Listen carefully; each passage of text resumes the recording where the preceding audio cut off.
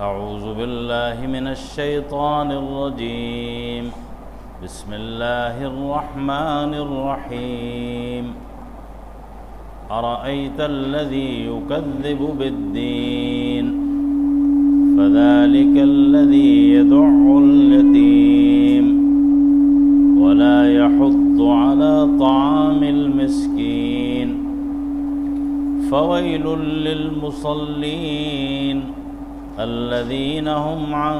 صلاتهم ساهون الذين هم يراءون ويمنعون الماعون۔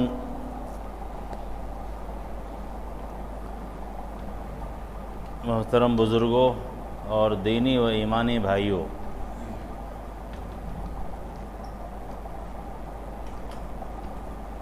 گزشتہ ہفتے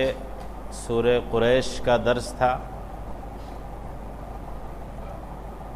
اور اس ہفتے یہ سورہ ماعون ہے جو آپ کے سامنے پڑھی گئی ہے۔ اس سورت کا نام ماعون اسی کے اندر آئے ہوئے الفاظ سے لیا گیا ہے۔ جو آخری آیت ہے وَيَمْنَعُونَ الْمَاعُونَ، اسی لفظ کو سورت کا نام دیا گیا ہے، اور یہ زیادہ تر اقوال جو صحابہ کے ہیں، تابعین کے ہیں، مفسرین کے ہیں، ان کے اعتبار سے مکی سورت ہے، اور بعض حضرات نے یہ بھی کہا ہے کہ مدنی سورت ہے۔ بہرکیف ہم بتا چکے ہیں آپ کو کہ مکی صورتیں کون سی ہوتی ہیں اور مدنی صورتیں کون سی ہوتی ہیں، اور ایک بار پھر اس کو ذہن میں تازہ کر لیجئے کہ نبی پاک علیہ الصلاۃ والسلام کی زندگی کے دو دور ہیں۔ نبوت کے بعد ایک دور وہ ہے جو مکہ مکرمہ میں گزرا، 10 سالہ دور۔ اس کے بعد دوسرا دور وہ ہے جو مدینہ منورہ میں گزرا۔ تو ہجرت سے پہلے جو صورتیں نازل ہوئی ہیں ان کو اصطلاح قرآنی میں یا مفسرین کی اصطلاح میں مکی صورتیں کہا جاتا ہے۔ وہ تمام صورتیں جو ہجرت النبی صلی اللہ علیہ وسلم سے پہلے نازل ہوئی ہیں ان کو مکی صورت کہا جاتا ہے، اور جو ہجرت کے بعد نازل ہوئی ہیں ان کو مدنی صورتیں کہا جاتا ہے۔ اب چاہے ہجرت سے پہلے نازل ہوئی ہیں، شہر مکہ کے اندر ہوئی ہیں یا باہر ہوئی ہیں، دور ہوئی ہیں، قریب ہوئی ہیں، اس سے بحث نہیں ہے۔ اگر ہجرت سے پہلے ہے تو مکی ہیں، اور ہجرت کے بعد ہے تو مدنی ہیں۔ چاہے کسی وجہ سے آپ صلی اللہ علیہ وسلم کا مکے میں آنا ہوا ہو تو وہاں نازل ہوئی ہوں تو بھی وہ مدنی ہیں، اس لیے کہ وہ ہجرت کے بعد نازل ہوئی ہیں۔ مکی صورتوں کے زیادہ تر مضامین عقائد کے ہیں، آخرت کے ہیں، حساب و کتاب کے ہیں، جزا و سزا کے ہیں، جنت و جہنم کے ہیں۔ عام طور پر یہ مضامین مکی صورتوں میں بیان کیے گئے ہیں، اس لیے کہ وہ دور ابتدائی دور تھا، ایمان کی ضرورت تھی، اچھے عقیدے کی ضرورت تھی، صحیح عقیدے کی ضرورت تھی، ایمان پر جمنے کی باتیں ہوتی تھیں، اور جناب والا سچا و پکا ایمان سب کو حاصل ہو جائے، یہ حاجت تھی۔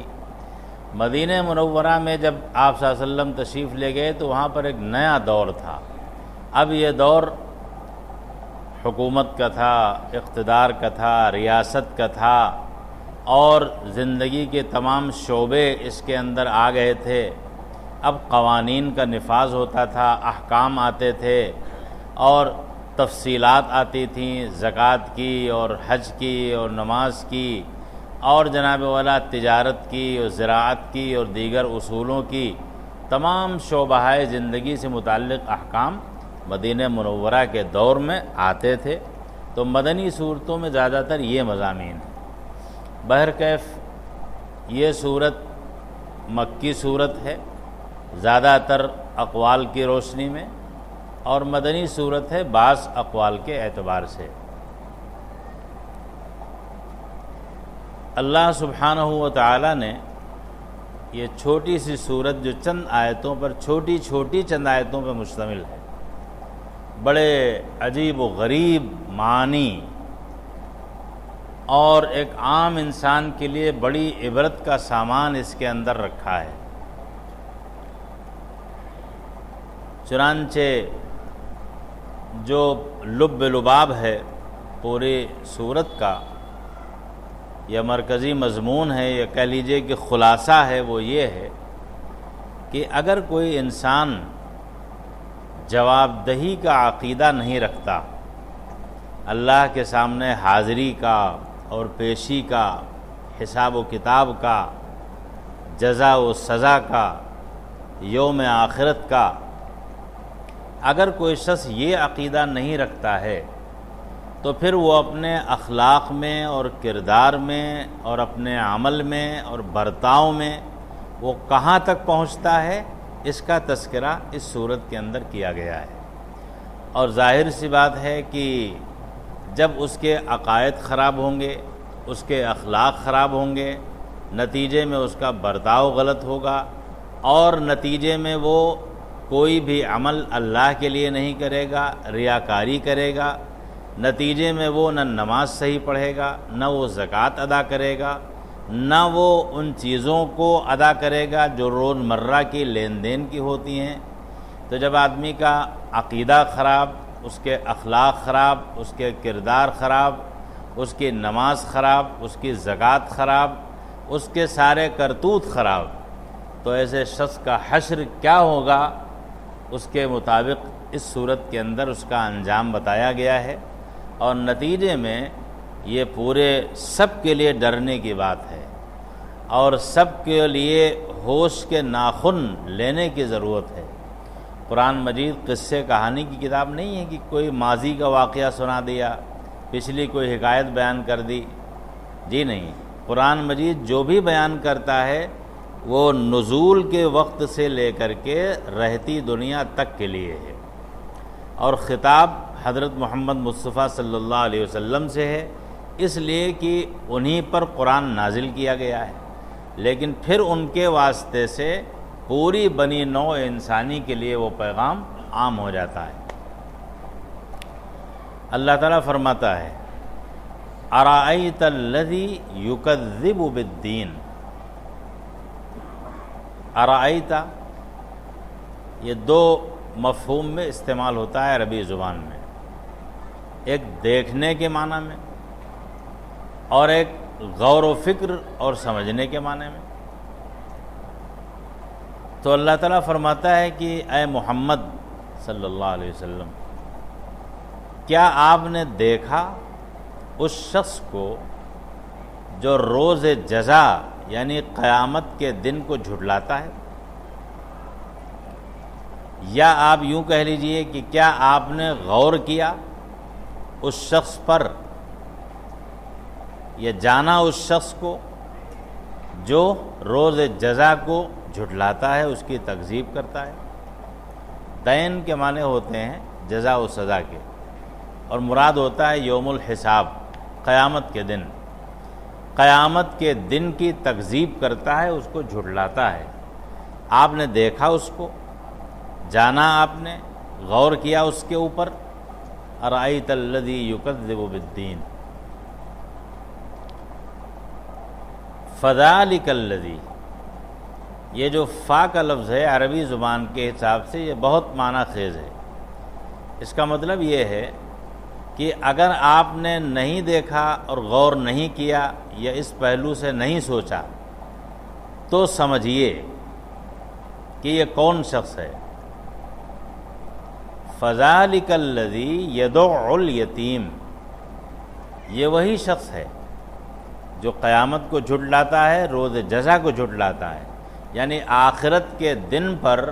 اور اللہ کے سامنے کی پیشی اور جواب دہی پر اس کا ایمان نہیں ہے۔ نتیجے میں کیا کرتا ہے؟ یہ یتیم کو دھکے دے کے بھگاتا ہے، دھکے مارتا ہے۔ یعنی جب عقیدہ اس کا خراب ہوا تو اس کا اثر جو پڑا وہ اس کے کردار پر پڑا کہ بدعقیدگی جو ہے وہ کردار کی خرابی تک منتج ہوتی ہے، وہاں تک پہنچاتی ہے۔ یتیم کس کو کہتے ہیں؟ فقہ کی اصطلاح میں یتیم اس نابالغ بچے کو کہتے ہیں جس کے سر سے باپ کا سایہ اٹھ گیا ہو، وہ یتیم ہے، نابالغ بچہ۔ اس لیے کہ فقہا کے یہاں لا یتمت بعد البلوغ، بالغ ہونے کے بعد پھر یتیمی باقی نہیں رہتی ہے، وہ ختم ہو جاتی ہے۔ لا یتمت بعد البلوغ،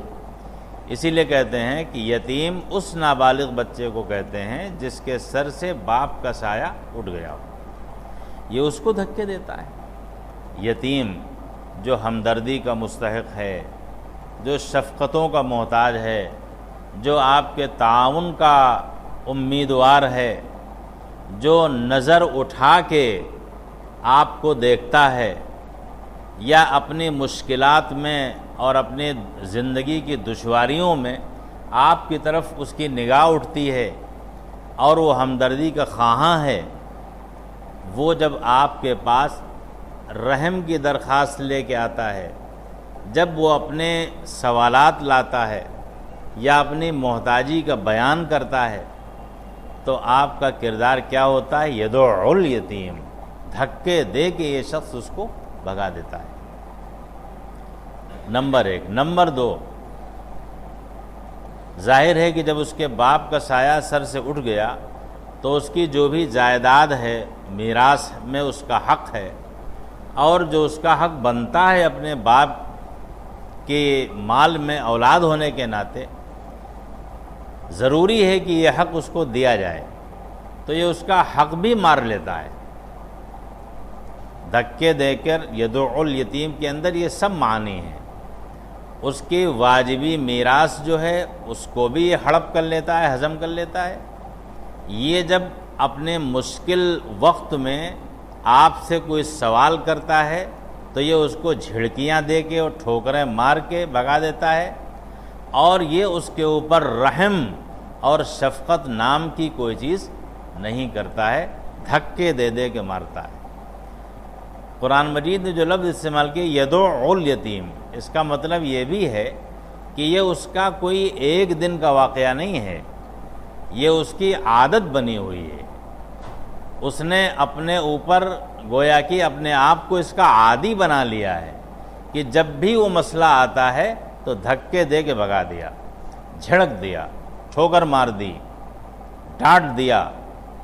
اور نکال دیا باہر، اور اس کی کسی طرح کی کوئی ہمدردی اور شفقت کا معاملہ اس کے ساتھ نہیں کیا۔ یہ ایسا کیوں کرتا ہے؟ اس وجہ سے کرتا ہے کہ اللہ کے سامنے جواب دہی پر اس کا ایمان نہیں ہے۔ اگر ایمان ہوتا تو وہ قرآن کی اس آیت پر بھی عمل کرتا، وفی اموالہم حق للسائل والمحروم۔ قرآن نے کہا ہے کہ ان کے مالوں میں سائل کا بھی حق ہے جو مانگنے والا آتا ہے، اور محروموں کا بھی حق ہے جو اپنے باپ کی شفقتوں سے محروم ہو چکے ہیں، ان کا بھی حق ہے۔ اگر اس کا اللہ اور یوم الآخرت پر ایمان ہوتا تو وہ اس آیت کو بھی مانتا، اور ماننے کے نتیجے میں اس یتیم کے ساتھ یہ برتاؤ نہ کرتا جو آج وہ کر رہا ہے۔ تو دیکھیے آپ کی عقیدے کی خرابی نے کہاں تک پہنچایا؟ کردار کی خرابی تک پہنچایا۔ فذالک الذی یدعو الیتیم ولا یحض علی طعام المسکین۔ تو ایک خرابی تو یہ ہے کہ یتیم جس کا باپ بھی نہیں ہے، سایہ سر سے اٹھ چکا ہے، بے انتہا ضرورت مند ہے، بے انتہا محتاج ہے، ہر شفقت اس کو چاہیے اور اس کا ہر حق آپ کو ادا کرنا چاہیے۔ آپ نے نہ اس کا واجبی حق ادا کیا اور نہ ہی اس کے ساتھ اچھے عمل کا اور اچھے کردار کا اور سلوک کا معاملہ کیا، یہ بھی نہیں کیا۔ دوسری طرف کیا ہے؟ فذالک الذی یدعو ولا یحض علی طعام المسکین، اور یہی وہ شخص ہے جو مسکین اور لاچار کو کھانا دینے پر آمادہ نہیں کرتا، اکساتا نہیں۔ اب دیکھیے قرآن نے یہ نہیں کہا کہ کھانا کھلاتا نہیں ہے، یہ نہیں کہا، بلکہ یہ کہا ہے کہ یہ مسکین کا جو کھانا ہے طے شدہ ہے۔ یہ بات سمجھ لیجئے، آج ہمارے یہاں مسلمانوں میں بڑی شدید غلط فہمی اس معاملے میں ہے۔ ایک تو مسلمان استغفر اللہ بہت ہی قلیل تعداد ہے جو پوری زکوٰۃ نکالتی ہے، ورنہ ایک بڑی تعداد تو وہ ہے جو زکوٰۃ دیتی ہی نہیں ہے۔ ایک تعداد وہ ہے جو زکوٰۃ ادا کرتی ہے لیکن حساب لگا کے نہیں کرتی،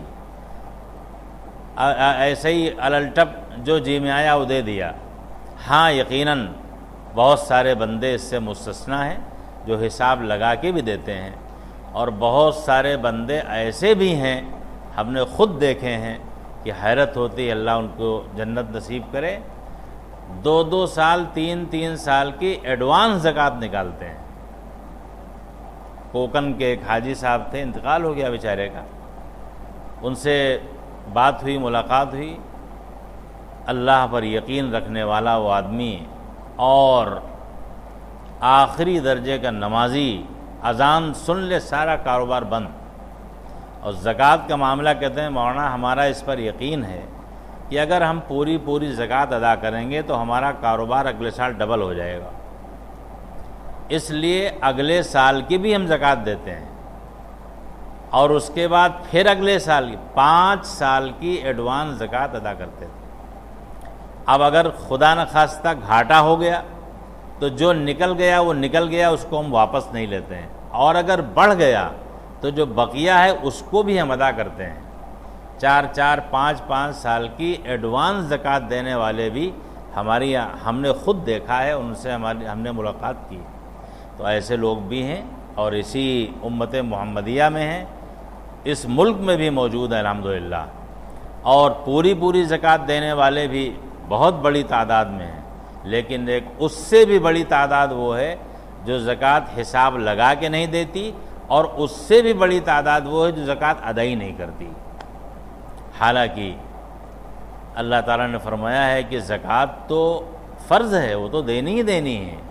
اگر آپ نہیں دیں گے تو گنہگار ہوں گے۔ زکوٰۃ کے علاوہ بھی جو آپ کا مال ہے اس کے بارے میں فرمایا گیا ہے وَفِي أَمْوَالِهِمْ حَقٌّ لِلسَّائِلِ وَالْمَحْرُومِ، جو شخص ضرورت مند آتا ہے، کوئی مانگنے والا آتا ہے، کوئی سوالی آتا ہے، اس کا بھی آپ کے مال میں حق ہے۔ جن کے باپ نہیں، سرپرست نہیں، کوئی نگہبان نہیں، وہ اپنی ضرورتیں لے کے آتا ہے، ان کا بھی آپ کے مال میں حق ہے، فرض حق کے علاوہ جس کو زکوٰۃ کہتے ہیں۔ تو اس کے بارے میں فرمایا گیا کہ ہر ایک کے مال میں مسکین اور لاچار کا ایک حق کھانے کا اللہ نے رکھ دیا ہے، ہر ذی استطاعت کے اندر کے مال میں۔ تو اللہ تعالیٰ کیا فرماتا ہے یہاں؟ یعنی یہ نہیں کہتا ہے کہ یہ کھانا نہیں کھلاتا، اللہ تعالیٰ کہتا ہے کہ مسکین کا جو کھانا طے ہے ہر ایک کے مال میں، اس کو ادا کرنے پر کسی کو آمادہ نہیں کرتا، یعنی خود تو دیتا ہی نہیں ہے،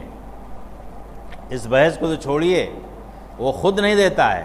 لیکن گھر والوں کو آمادہ نہیں کرتا، اپنے اعزاء اقارب کو آمادہ نہیں کرتا، اپنے دوست احباب کو توجہ نہیں دلاتا ہے، اور جناب والا اپنے تعلقات کا استعمال نہیں کرتا، اپنے جاننے والوں سے یہ نہیں کہتا ہے کہ فلاں شخص ہے جو ضرورت مند ہے، وہ آپ کے محلے میں ہے یا دوسرے محلے میں ہے، یا کوئی ادارہ ہے، دینی ادارہ ہے، اس کو ضرورت ہے، آپ کی توجہ چاہیے، ان تمام چیزوں کو بھی وہ نہیں کرتا ہے، خود تو دیتا ہی نہیں ہے، یعنی اتنا بخیل ہو چکا ہے کہ خود تو کیا ادا کرتا، دوسروں سے جو کلمہ خیر کہہ سکتا ہے وہ کلمہ خیر کہنے پر بھی اس کی کوئی توجہ نہیں ہے، اور یہ بھی نتیجہ کس چیز کا ہے؟ اسی بدعقیدگی کا اور اسی آخرت کے دن پر ایمان نہ ہونے کا، جس نے یہاں تک پہنچایا ہے کہ کوئی حق اس کے سمجھ میں ہی نہیں آتا ہے، نہ ثواب کو ثواب سمجھتا ہے، نہ گناہ کو گناہ سمجھتا ہے، اس لیے کہ جواب دہی اور پیشی پر اس کا یقین نہیں ہے۔ فَذَلِكَ الَّذِي يَدُعُّ الْيَتِيمَ، تو یہی وہ شخص ہے جو یوم الحساب کو جھٹلاتا ہے، پھر یہی وہ شخص ہے جن کو اگر آپ نہ پہچان سکے ہوں تو پہچان لیجئے کہ جو یتیموں کو دھکے دے کے باہر کر دیتا ہے، اور پھر یہی وہ شخص ہے جو لاچار اور مسکین اور مجبور کا جو کھانا ہر ایک کے مال میں طے ہے اس کو ادا کرنے پر آمادہ بھی نہیں کرتا، ابھارتا بھی نہیں ہے۔ یہ تو حالت ہوئی اس شخص کی جو علانیہ تکذیب کرتا ہے یوم آخرت کی، کھلم کھلا انکار کرتا ہے۔ اور بعض لوگ وہ ہیں جو بظاہر اسلام کا اظہار کرتے ہیں اور بظاہر وہ رکوع و سجدہ بھی کرتے ہیں، لیکن ان کا حال بھی ان کے حال سے مختلف نہیں ہے۔ بس فرق یہ ہے کہ یہ کھلم کھلا ہے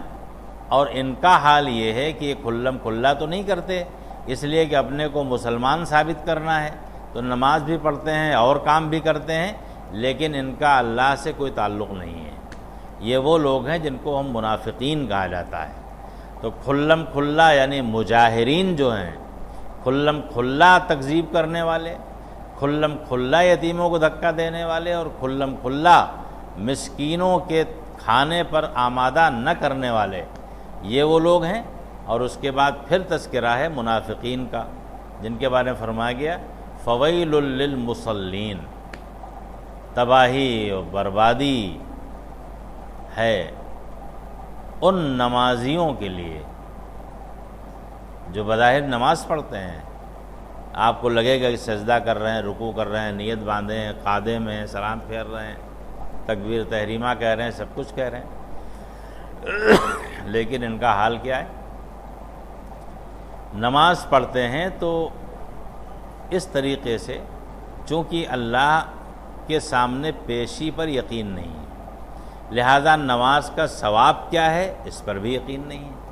نماز ترک کرنے کا گناہ کیا ہے اس پر بھی یقین نہیں ہے۔ تو نماز کس طرح سے پڑھتے ہیں اس کی تعبیر قرآن نے دوسری جگہ اور بھی کی ہے۔ فرماتے ہیں، اللہ تعالیٰ فرماتا ہے وَلَا يَأْتُونَ الصَّلَاةَ إِلَّا وَهُمْ كُسَالَىٰ۔ یہ جب نماز کے لیے آتے ہیں منافقین جو ظاہر میں ایمان ہے اور زبان سے کلمہ ادا کرتے ہیں توحید کا، لیکن اندر نفاق بھرا ہوا ہے، ایمان نہیں ہے اللہ کے اوپر اور نہ اس کے ثواب و عقاب پر ایمان ہے، ان کا حال یہ ہے کہ جب نماز کے لیے آتے ہیں تو بہت ہی کسمساتے ہوئے، بہت ہی کاہلی کرتے ہوئے، اور جب کچھ یہ خرچ کرتے ہیں تو بڑی دل برداشتگی کے ساتھ، بڑی ناپسندیدگی کے ساتھ اور جبر و اکراہ کے ساتھ نماز میں جب آتے ہیں کسمساتے ہوئے، ایسا لگتا ہے جیسے کوئی بوجھ ڈالا گیا، ایسا لگتا ہے جیسے کوئی بہت بڑا کوئی جبر ہے جو ان کے اوپر کیا جا رہا ہے۔ حالانکہ نماز کو اللہ کے رسول صلی اللہ علیہ وسلم نے فرمایا ہے کہ نماز میری آنکھ کی ٹھنڈک ہے، قرۃ عینی فی الصلاۃ، میری آنکھ کی ٹھنڈک نماز میں ہے۔ اور آپ علیہ الصلاۃ والسلام کے اوپر جب کوئی ہولناک بات پیش آتی تھی، کوئی خوف طاری ہوتا تھا، تو آپ فرماتے تھے اقم الصلاۃ ارحنا بہا یا بلال، بلال نماز قائم کرو اور ہم کو راحت پہنچاؤ۔ نماز اللہ سے ملاقات کا سب سے بڑھیا اچھا ذریعہ ہے۔ نماز خالق اور مخلوق کے درمیان ایک ایسا رشتہ ہے جس میں کوئی واسطہ نہیں ہے، بندہ جب چاہے اپنے خالق سے مل سکتا ہے، جب چاہے اللہ سے اپنی فریاد کر سکتا ہے، جب چاہے اس کے سامنے اپنی ضرورت رکھ سکتا ہے۔ آپ کو ڈی ایم سے ملنا ہو وقت لینا پڑے گا، ایس پی سے ملنا ہو وقت لینا پڑے گا، اور آگے جائیے سی ایم سے ملنا ہو اور وقت لینا پڑے گا، وزیر اعظم سے ملنا ہو تو نہ جانے کتنا وقت درکار ہوگا اور کتنی مشکلات پیش آئیں گی، لیکن خالق کائنات اور رب العالمین اور اس کائنات کا پیدا کرنے والا نحن اقرب الیہ من حبل الورید انسان کی شہرک سے بھی زیادہ قریب ہے۔ اور وہ کیا ہے؟ آپ خلوت میں جائیے اور نیت باندھیے، سجدے میں جائیے، آپ آرام سے اپنی چیزیں رکھیے، اپنی بات کریے اور جو چاہیں آپ کہہ سکتے ہیں۔ اللہ تعالیٰ کا دربار ہر وقت کھلا ہوا ہے، اور خالق اور مخلوق کے رشتے کو قائم کرنے میں نماز جتنی معاون ہے، اس سے زیادہ معاون کوئی چیز نہیں۔ یا ایھا الذین آمنوا استعینوا بالصبر والصلاۃ، اے لوگو مدد چاہو نماز کے ذریعے سے۔ نماز مومن کا آلہ ہے، نماز مومن کا وسیلہ ہے، نماز مومن کا ہتھیار ہے، نماز ایک ایسا ذریعہ ہے جو خالق و مخلوق کے درمیان واسطوں کو ختم کر دیتا ہے۔ ہمارے بزرگ اور اکابر مصلی پہ بیٹھ کے پورے ملکوں کے مسئلے حل کرتے تھے۔ مصلی سے وہ مسائل حل ہوتے تھے جو تیر و تفنگ سے نہیں ہو سکتے، جو اسلحے نہیں کر سکتے، جو آج کل کے موجودہ دور کے وسائل نہیں کر سکتے، وہ ہمارے بزرگوں اور اہل اللہ نے چٹائی پہ بیٹھ کر، مصلی پہ بیٹھ کے وہ حل کیے ہیں۔ تو ان منافقین کا حال یہ ہے کہ جب یہ نماز میں آتے ہیں تو بڑی کاہلی کے ساتھ، پہلی بات یہ ٹال مٹول کرتے ہیں، کسی طرح سے وقت نکل جائے تو زیادہ اچھا ہے، اور اگر گئے بھی تو بالکل آخری وقت میں، اور گئے بھی تو اس طریقے سے کہ جیسے بہت بڑا بوجھ ہے، اور گئے بھی اس طریقے سے تو معلوم ہوتا ہے کہ جیسے کوئی پہاڑ ہے جو ان کے سر پہ لاد دیا گیا ہے، جس کی وجہ سے یہ کراہ رہے ہیں نماز میں جاتے ہو۔ تو یہ فرمایا گیا وَلَا يَأْتُونَ الصَّلَاةَ إِلَّا وَهُمْ كُسَالَىٰ، نماز میں آتے ہیں بڑی کاہلی کرتے ہوئے اور کسمساتے ہوئے، جو نماز کی شان کے بالکل خلاف ہے۔ تو بتایا گیا کہ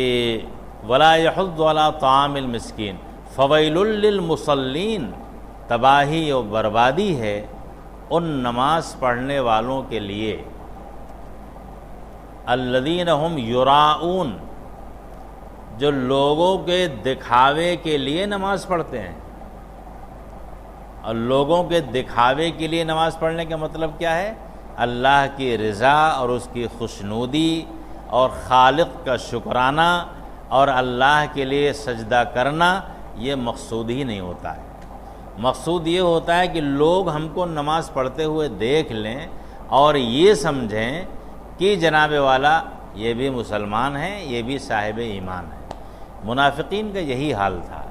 منافقین نماز میں آتے تھے تو انہی کیفیات کے ساتھ آتے تھے، کسل مندی کے ساتھ، سستی کے ساتھ، کاہلی کے ساتھ، ٹال مٹول کرتے ہوئے، اس میں اللہ کا ذکر بالکل نہیں کرتے تھے، اور جناب والا رکوع و سجدے کی جو کیفیات ہوتی تھی، حالات پہ آتے تھے، وہ بھی وہ نہیں ہوتے تھے جو اہل ایمان کے ہوتے تھے۔ تو فویل للمصلین، تباہی و بربادی ہے۔ ویل جو ہے تباہی و بربادی کے معنی میں بھی آتا ہے، اور جہنم کی ایک وادی کا نام بھی ہے، جہنم کا ایک طبقہ بھی اس سے مراد ہے کہ جہنم کی ایک وادی ہے ان لوگوں کے لیے، جو ظاہر بات ہے کہ تباہی و بربادی ہی کی چیز ہے ان نمازیوں کے لیے۔ الذین هم عن صلاتهم ساہون، کہ وہ لوگ جو اپنی نمازوں میں غفلت برتتے ہیں۔ یاد رکھیے کہ یہاں پر نماز میں بھولنا مراد نہیں ہے۔ نماز میں آپ اتفاقاً بھول گئے، کوئی سورت پڑھ رہے تھے بھول گئے، سورہ فاتحہ ہی بھول گئے، رکوع سجدہ کرنے میں کچھ آپ کو شک شبہ ہو گیا، تو یہ مراد نہیں یہاں پر۔ اگر ایسا ہوتا تو قرآن کہتا الذین هم فی صلاتہم ساہون، جو اپنی نمازوں میں بھول جاتے ہیں۔ اور خود جناب رسول اللہ صلی اللہ علیہ وسلم سے بعض موقعوں پر سہو ہوا ہے، ثابت ہے سہو، اور اسی وجہ سے امت کے لیے بطور سہولت کے یہ چیز پیش آئی۔ اگر اللہ کے رسول صلی اللہ علیہ وسلم سے اس طریقے کا سہو نہ ہوا ہوتا تو امت کو یہ رخصت کہاں سے ملتی، امت کو یہ سہولت کہاں سے ملتی؟ تو یہاں پر یہ مراد نہیں ہے بھول جانا اور ذہن سے نکل جانا، خلط مبحث ہو جانا، خیالات کا آ جانا۔ ہم نیت باندھے ہوئے ہیں، کبھی ایسا ہوتا ہے انسان مشغول انسان ہے، کاروباری انسان ہے، اور جناب والا زندگی کے مسائل میں الجھا ہوا ہے، کچھ فکریں ہیں، نیت باندھ لی اور طبیعت الجھ گئی اور معلوم پھر وہیں پہنچ گئے، اپنے آفس پہنچ گئے، اپنے دکان پہنچ گئے، اپنے طلاق و نکاح کے مسائل میں پہنچ گئے، لیکن پھر جب فوراً خیال آیا کہ ارے ہم تو نماز پڑھ رہے ہیں، اور انسان نے پلٹا کھایا اور پھر اپنی نماز کی طرف چلا گیا، تو اللہ تعالیٰ کے یہاں اس پر کوئی پکڑ نہیں ہوگی۔ یہ امت محمدیہ پر اللہ تعالیٰ کا بہت بڑا احسان ہے، بہت بڑا اس کا فضل ہے کہ خیالات پر اور وسوسوں پر اور اچانک کسی چیز کے آ جانے پر اور ذہن میں کوئی بات پیدا ہو جانے پر اللہ تعالیٰ نے پکڑ نہیں رکھی۔ تو یہاں پر وہ مراد نہیں، مراد یہاں پر ہے جان بوجھ کر کے، اور اس کے نتیجے میں کہ جب عقیدہ ہی صحیح نہیں ہے، ایمان ہی صحیح نہیں ہے، اور اس کی وجہ سے اس پر ایمان نہیں ہے کہ نماز میں ثواب کیا ہے، اور اس پر بھی ایمان نہیں ہے کہ نماز چھوڑنے پر گناہ کیا ہے، نتیجے میں ٹال مٹول کر رہا ہے، وقت سے نہیں پڑھ رہا ہے، آخری وقت میں جب دیکھا 2 منٹ باقی رہ گئے، 4 منٹ، چند ٹھوکریں ماری اور ٹھوکریں مار کر کے اٹھ گئے، یا جناب والا بہت جبر و اکراہ کے ساتھ گئے، یا اس طریقے سے نماز پڑھی کہ کوئی ذکر ہی نہیں کیا، بس اٹھک بیٹھک کی، اٹھک بیٹھک کر کے کھڑے ہو گئے۔ اس کو کہا گیا ہے الذین هم عن صلاتهم ساہون، الذین هم یراؤون، لوگوں کے دکھانے کے لیے کہ ہم کو نمازی کہا جائے، ہم کو مسلمان مانا جائے، اور مسلمانوں کو جو سہولتیں ملتی ہیں وہ ہمیں بھی ملیں۔ منافقین نہیں کرتے تھے، جہاد میں جاتے تھے ان کے ساتھ، لیکن بے دلی کے ساتھ، نام لکھانے کے لیے، تاکہ غنیمت کا جو مال ملے اس میں ان کا بھی حصہ لگے، اور یہ اس کا مطالبہ کرتے تھے کہ ہم بھی تو تھے لشکر میں، ہمارا بھی حصہ چاہیے، ہم کو بھی حصہ چاہیے، اس لیے کہ ہم مسلمان ہیں، ہم بھی تو تھے آپ کے ساتھ۔ قرآن مجید نے ان کو جھٹلایا، تکذیب کی، تو فرمایا گیا الذین هم یراؤون الناس، لوگوں کے دکھاوے کے لیے نماز پڑھتے ہیں، الذین هم یراؤون ویمنعون الماعون، اور پھر انہی کا حال کیا ہے، یمنعون الماعون، معون کہتے ہیں اس تھوڑی سی چیز کو جو لوگوں کے نفع کے لیے ہو،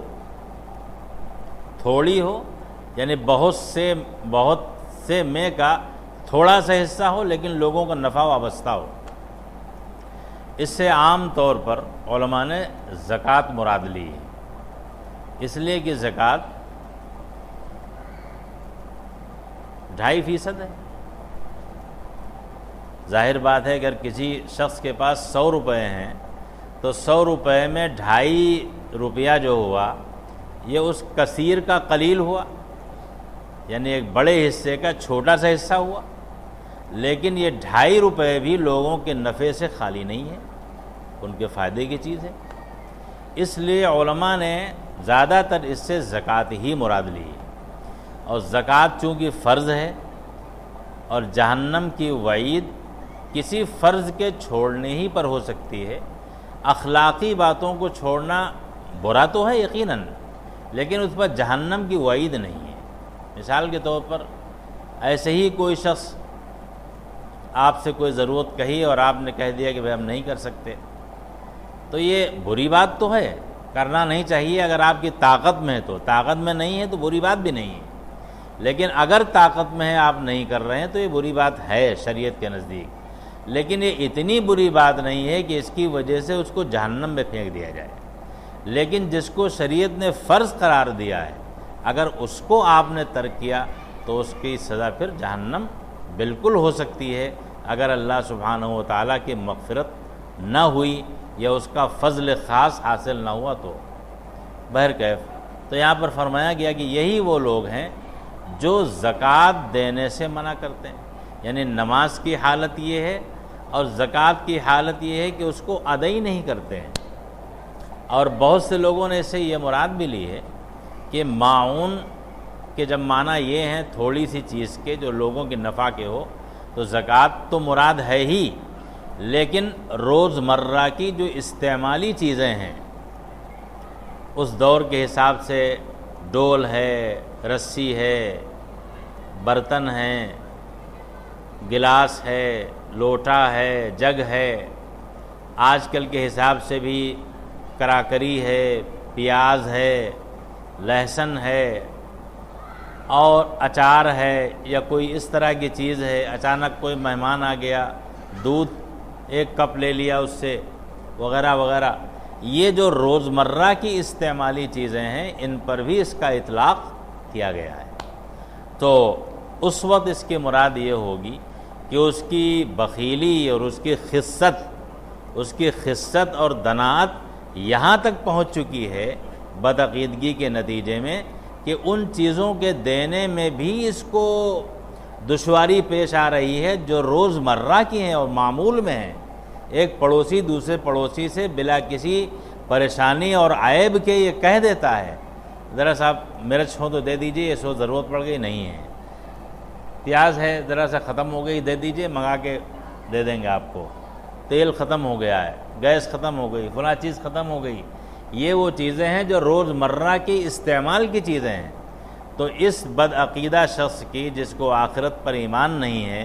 اللہ کے سامنے پیشی پر یقین نہیں ہے، اس کی نماز کی یہ حالت ہے، اور وہ زکوٰۃ ادا نہیں کرتا، یہاں تک کہ ان چیزوں کے دینے میں بھی اس کو پریشانی لاحق ہو رہی ہے جو روزمرہ کے ہیں، اور عام طور پر لوگ ایسا نہیں کرتے۔ یہ مومن کی شان نہیں ہے۔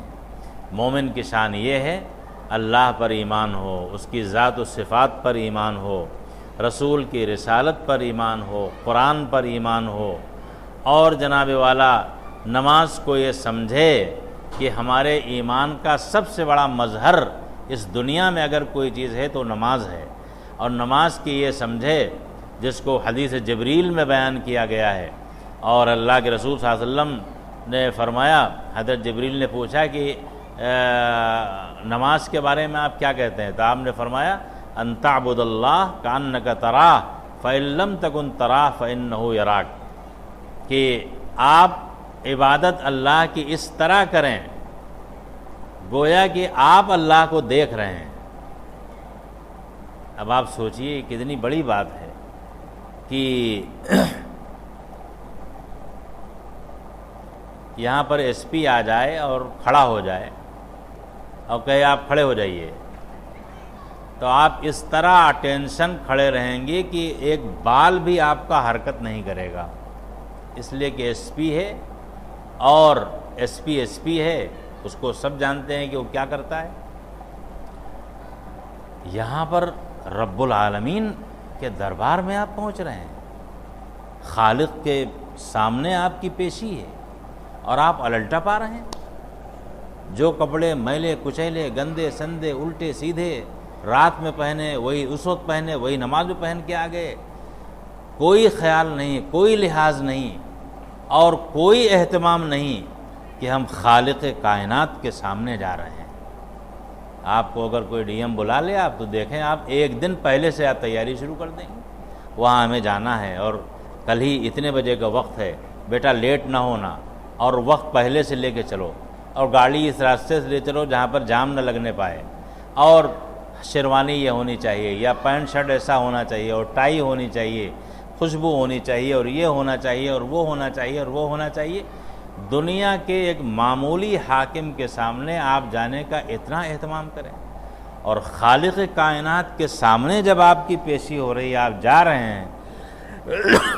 اور اس کی محبت کو لے کے جا رہے ہیں، اس کی عظمت کو لے کے جا رہے ہیں، اور وہ بھی آپ کو چاہنے والا ہے، آپ کو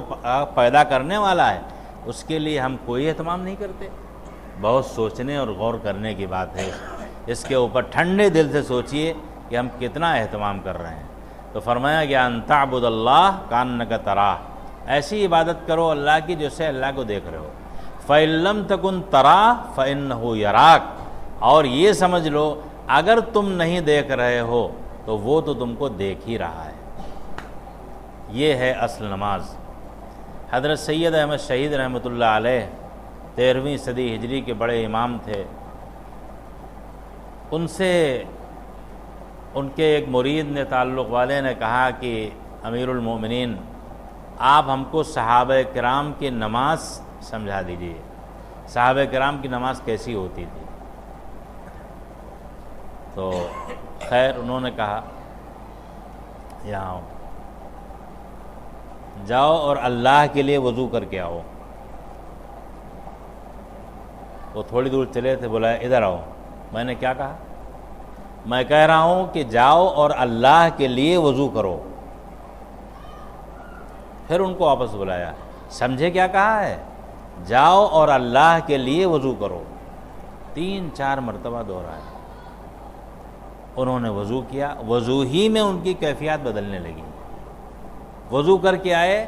ٹھہرو، کہاں جا رہے ہو؟ اللہ کے پاس جا رہے ہو؟ اللہ کے دربار میں نماز پڑھنے جا رہے ہو؟ جاؤ اللہ کے لیے نماز پڑھو۔ پھر بلایا، کس کے لیے جا رہے ہو؟ مخلوق سے نگاہ ہٹا کر کے جاؤ، اللہ کے لیے نماز پڑھو۔ پھر ان کو بلایا، کہاں جا رہے ہو؟ میں کہہ رہا ہوں کہ اللہ کے لیے نماز پڑھو۔